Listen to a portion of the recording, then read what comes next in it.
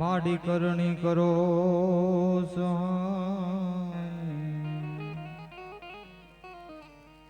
જાહેર જગમાં તું જોગણી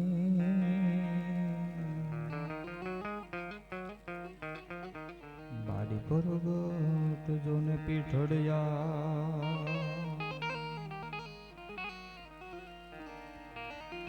માડી તારું ધ્રુવ થઈને તગ તગી અને માડી તું મત સાગરની માં પણ યમાડા જહાજ નાયા ભળ જાય માડી ખબરું લેવાને માં મારી ખોડલી ગોપીપતિ ગોલોકપતિ અને ગોપ ગોકુલાનંદ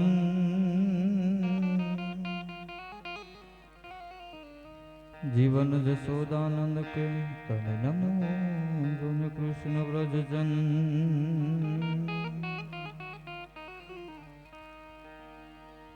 આ તો સુરવીરોની ધરતી છે એટલા માટે ત્રિભુવન ગૌરી શંકર વ્યાસની પંક્તિથી શરૂઆત કરવી છે તો કે ભક્ત નરસિંહ જ્યાં નાચ્યો જ્યાં દે માં સંપદા પામ્યો ઈ જ્યાં સુદામો ઈ વીર ગાંધી અને ઈ દયાનંદ જ્યાં નિપજ્યા જ્યાં સત્યન સંતનો જય વિહામો તો કે હજી ગામે ગામ ઉભા છે થાંભલા અને વાટ જોઈ જુદની જન ગામ જાપે આવી ભારતી ભૌમની વંદુ તન આવડી ધન ધન્ય હો સૌરાષ્ટ્ર ધરણી હાર રે તન ધન ધન્ય હો સૌરાષ્ટ્ર ધરણી તો કે ભાન બે ભાન મામા તુજને રટા વિચારી બાપનું નામ દીધું આવા ચારણો જન્મથી પક્ષપાતી બની શરણ જનની તણું એક લીધું તો તે લડાવી લાડ ઘણા મોટા કર્યા અને પ્રથમ સતકાવ્યના જન દૂધ પાયા પણ ખોડલે ખેલવ્યા બાલને માવડી તર છોડતી નહીં માડી જોગ માયા તર છોડતી નહીં માડી જોગ માયા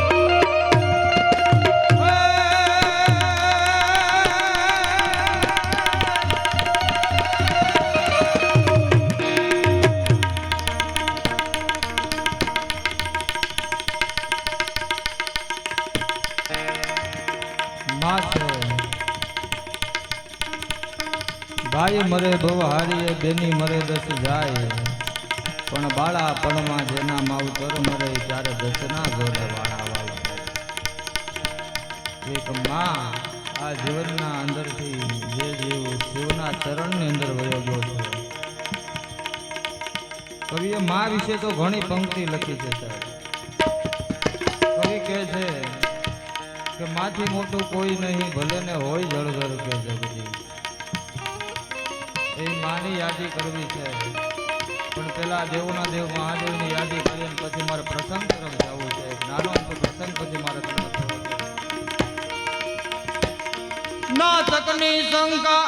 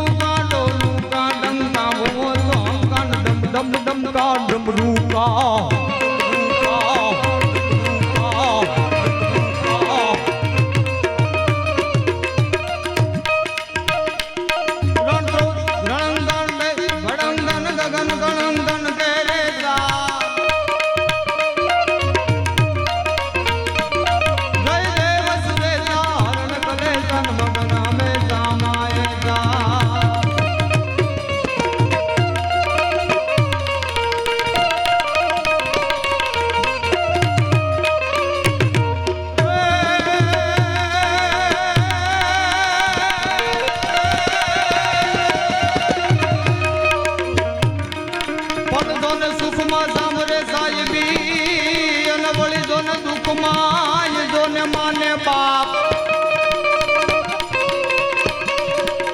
પણ ભાઈ તો તેદી સાંભળે અરે જેદી રણ સંગ્રામે જોન ચડવા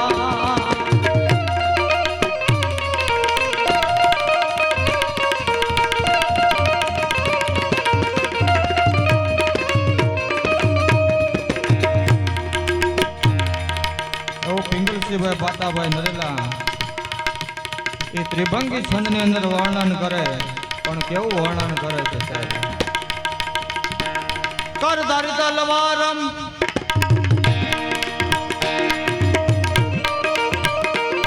કરધારી તલવારમ કમર કટારમ ધન કરદારમ ટંકારમ કરધારી તલવારમ કમર કટારમ ધન કરદારમ ટંકારમ બંદૂક બહારમ મારા મારમ આકારમ હુકારમ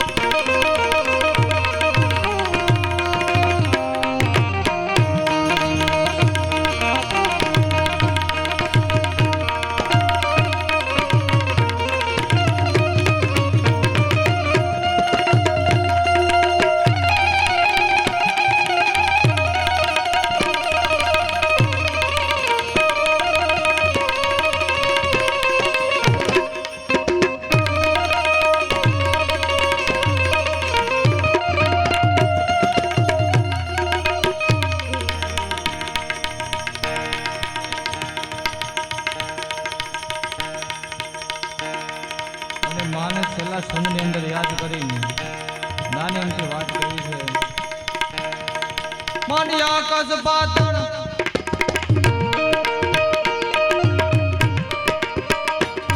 માની આકાશ પાતળ દૂધારી અમર નાગ સુરા નર પાયન મે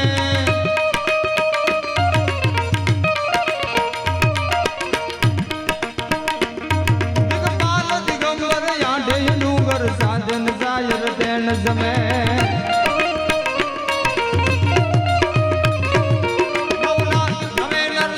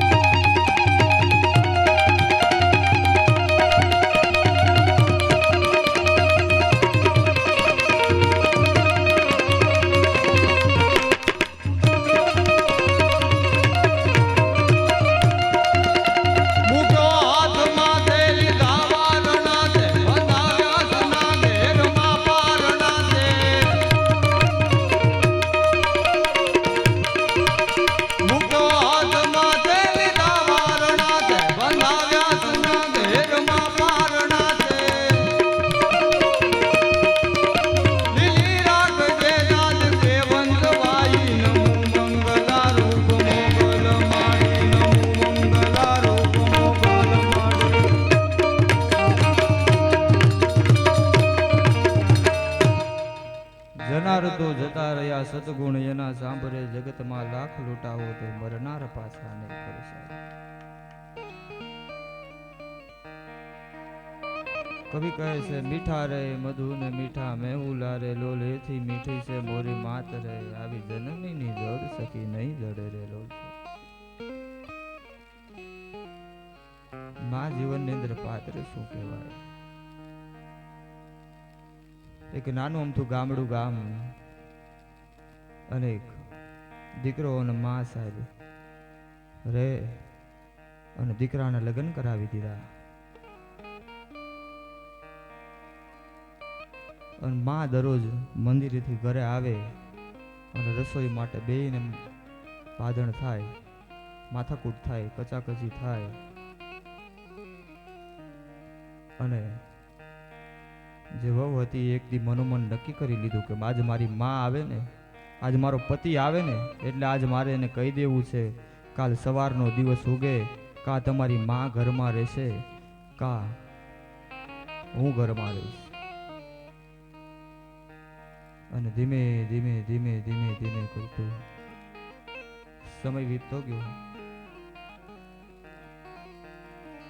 અને એક દી પતિ નોકરીએથી ઘરે આવ્યો એટલે જેની વહુ હતી કીધું કે કાલ સવારનો દિવસ ઉગે ને, કા તમારી માં ઘરમાં રહેશે, કા હું ઘરમાં રહીશ. અને પતિએ નક્કી કર્યું કે મારી પતિને ઘરમાં રાખવું, મારી માને કાલે છે ને વૃદ્ધાશ્રમ મૂકી આવું સાહેબ.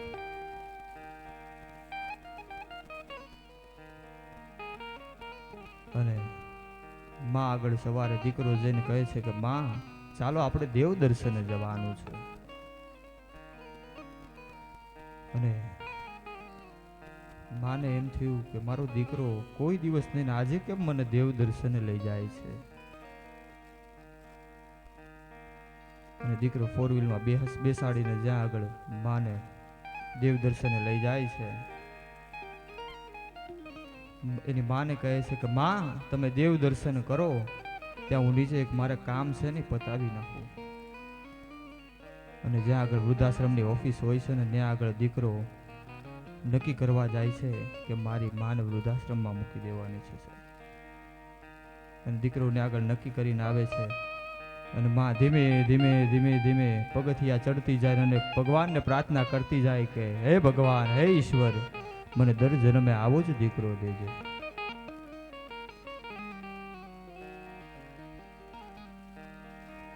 અને માં પછી નીચે ઉતરે છે અને જ્યાં આગળ દીકરો ઉભો હોય ત્યાં આગળ જઈને કહે છે કે ચાલો જી બેટા આપણે ઘરે જ આવવું છે ને. એનો દીકરો માને જવાબ આપે છે કે માં તમારે અહીંયા જ રહેવાનું છે. પછી માને જેવો દીકરો આંગળી પકડીને વૃદ્ધાશ્રમમાં મૂકવા જાય છે ત્યારે માની આંખમાંથી એક પણ આંસુનું બિંદુ રોકાતું નથી. માં રડતી રડતી કહે છે હે ભગવાન, મારો દીકરો આજે કેમ મને વૃદ્ધાશ્રમમાં મૂકવા આવ્યો.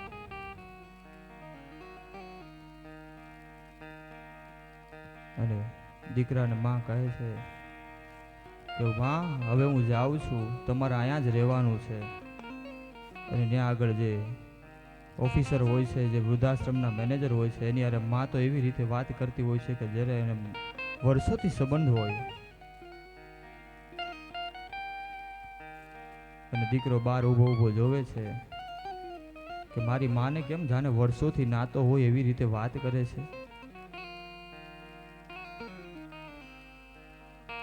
અને માં આગળ પાછો દીકરો જઈને પૂછે છે કે તમને કેમ વર્ષોથી નાતો છે. એ વ્યક્તિને પૂછે છે કે તમારે મારી માં સાથે વર્ષોથી નાતો છે. અને કહે છે કે તમારે જે પેલા અનાથ આશ્રમ હાલતો ને ત્યાંથી તમારા દીકરાને દત્તક લઈ ગયો તો. એટલા માટે કવિ લખે છે કાળજા કેરો કટકો મારો આજ ગાંઠથી છૂટી ગયો. કાળજા કેરો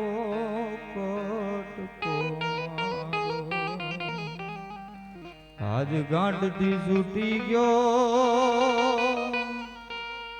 પણ મમતારું વે જેમ વેણું માં મારો વીરડો ખૂટી ગયો કાળ જાકે રો કટકો મારો